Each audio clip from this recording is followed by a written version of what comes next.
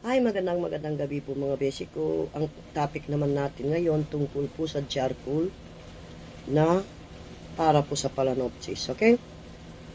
Kung maganda ba ang uling sa Phalaenopsis? O sino ang maganda sa non-charcoal? Okay? Okay. Ngayon, umpisa natin sa charcoal.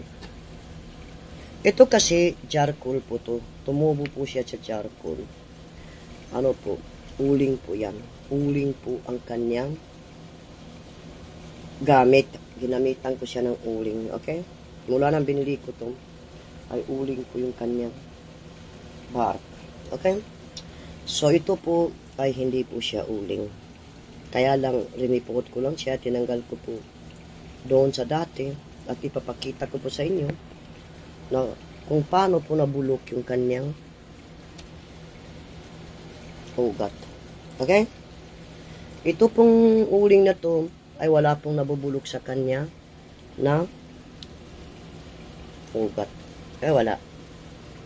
Wala pong nabubulok na ugat. Okay? So, ito kasi may nabubulok na ugat. Ayan. So, ibig sabihin, mga basic ko, I can recommend sa inyo na pwede nyo po gamitin ng uling sa charcoal. Kasi tinutulungan po niya yung Phalaenopsis na hindi po mabubulok yung kanyang ugat. Okay? So, ipapakita ko sa inyo ano po yung pagkaiba. Okay? Ito charcoal mga besi. Okay? So, kukunin natin yung isa. Okay. So, ito, babalikin natin ito. Ayan. Okay. So, kukunin natin ito para makita nila. Okay. Okay, mga beche. Okay, mga basic ko. Ito, mga basic ko, ay charcoal po. Ito po ay charcoal. Using the charcoal. Okay? So, tingnan nyo. Okay? So, ibig sabihin, okay po yung orchid sa charcoal. Okay? So, yan, charcoal. So, wala pong nabubulok na kanyang ugat. Okay? Wala po. Okay po siya. Okay? So, everything is fine. So, ito po ay tinusok ko. Ay may ugat na rin. Ito po yung kanyang ugat. Okay? So, ibig sabihin, ang charcoal ay maganda po sa orchids mga besi. Sa Phalaenopsis po. Okay? So, nakikita niyo. Wala pong nabubulok na kanyang ugat mga besi. Ayan, no? Oh. So, ibig sabihin, ang charcoal, good for Phalaenopsis. Okay? So, hindi po siya ma-overwater. Hindi po tayo mag-alala. Ito po ay non-charcoal. Ito po yung dapat natin ingatan. Na wag po siya ma-overwater. Okay? So, ito po ay mini Phalaenopsis po, mga besi. Okay? So, linagay ko po dyan. Okay? Ito ay mini Phalaenopsis po. Hindi po siya charcoal. Okay? So, mean to say, hindi po siya charcoal, ay yan po yung nasirang ugat niya. Okay? So, sa uling naman, ay wala po ako nakikitang sira na kanyang ugat. Oh, wala. Okay? Ayan. Ayan po yung uling. Bali ito lang, ito, tinap ko lang yan, linagay ko lang sa top yan. Pati rin ito, linagyan ko rin ng coco bark. Okay? So, ito po mga basic ko ay Ito po yung dati niya, noong binili ko, itong orchids na to. Ito po yung dati mga beshi. Tingnan niyo. Yan. Ito yung dati niya. Oh, nakikita niyo? Oh. Okay? So, ibig sabihin, pwede ko po i-recommend sa inyo na pwede nyo po gamitin yung uling sa Phalaenopsis kasi po tutulungan po niya si Phalaenopsis na dumami po ang kanyang ugat. Okay? Hindi po siya nabubulok mga basic ko sa uling. Pero kung ito po yung gagamitin nyo, pwede naman din sa Phalaenopsis. Kaya lang, kailangan alert po kayo. Kailangan titingnan nyo. Lagi nyo ilalagay yung kamay nyo, tutusukin nyo ganyan. Pagbasa pa, ay, mean to say, it's not recommended water. Okay? Not recommended water.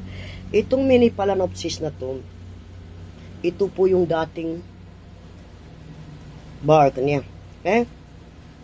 So, kung makikita niyo dito, ito yung bark niya dati, ay, yan po yung bulok na ugat niya.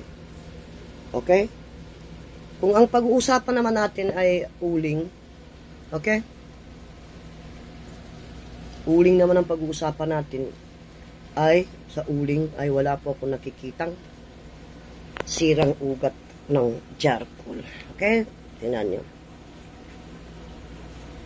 Nakikita nyo dito. Ayan po yung kanyang ugat. Okay? Walang sira sa uling mga beshi ko. Oh. Wala. Oh. Kita nyo? Ang uling wala. Kasi po, ang uling kasi ay once na diniligan mo ng tubig yan, ay napakabilis pong ma-dry. Okay? So, siguro, maganda po yung uling sa Phalaenopsis. Okay? Hindi po masisira yung Phalaenopsis mo kapag uling ang ginagamit mo. Okay? Ngayon, kapag ito naman ang ginagamit mo, kailangan talaga alert ka. Okay? Kailangan check upin mo yung orchids mo. Okay? So, ngayon, ipapakita ko sa inyo itong orchids na to, kung ano ba talagang maganda. Kaya lang ito mga beshi ko, ma-share ko lang sa inyo mga beshi ko. Ang uling kasi ay napaka bagal niya po tumubo mga beshi. Pero yun lang talaga.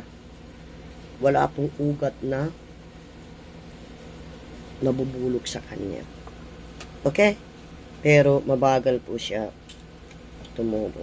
Yun lang, dumadami po yung kanyang ugat. At wala pong nasisirang ugat ng Phalaenopsis niyo.